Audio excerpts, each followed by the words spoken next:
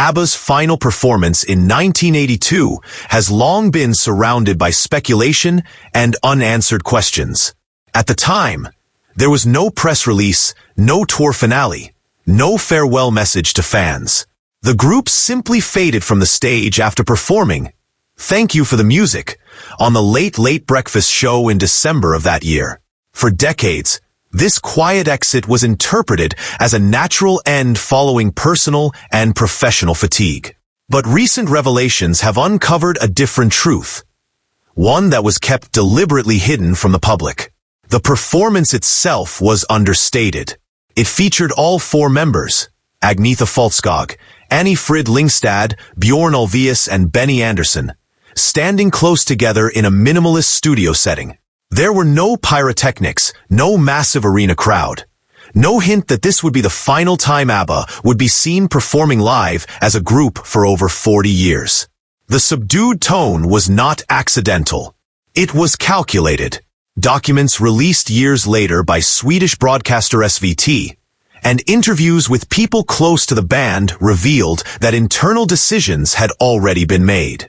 Weeks before the broadcast, the group met privately and agreed that this performance would be their last for the foreseeable future. The public would not be told. The goal was to protect the group's legacy.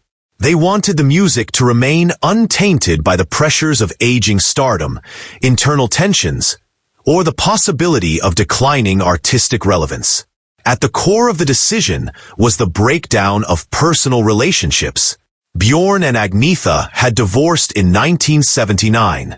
Benny and Annie Frid followed in 1981. While the group maintained professionalism during recording sessions and public appearances, insiders described growing discomfort behind the scenes. The members no longer communicated outside of business. Studio time was reduced. The collaborative energy that had once driven ABBA's sound was fractured beyond repair. Agnetha in particular had grown weary of fame. In interviews years later, she described the emotional toll of relentless touring, public scrutiny, and the pressure of maintaining appearances after her marriage ended. Frida, too, expressed frustration over the lack of privacy. Bjorn and Benny, eager to pursue other musical projects, had already begun writing for theater productions, including what would later become the musical Chess. The plan to quietly disband without explanation was unusual, but it worked. By not announcing an official split, ABBA avoided the media circus that often accompanies celebrity breakups. Fans were left to wonder. Rumors circulated for years, but the truth remained buried. The group had carefully engineered their disappearance. The decision was sealed with that final understated television appearance. A symbolic closing of the curtain, deliberate, quiet, and definitive. It wasn't until decades later, in 2018, that ABBA officially confirmed they had recorded new material. In 2021, they released Voyage, their first studio album since 1981, along with a groundbreaking virtual concert project that allowed digital versions of themselves to perform live. But the revelation that their 1982 performance was never meant to be just another TV appearance changes the historical narrative. It was not a coincidence. It was a coordinated end. The group left nothing to chance. No farewell tours.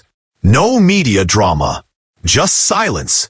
This approach preserved their image and locked ABBA in time. Forever young, forever at their creative peak. The mystery of that final performance was a shield, a strategy, and a statement. Only now, with the full story exposed, does the precision of their exit become clear. They controlled their legacy until the very end, and decades later, they still do.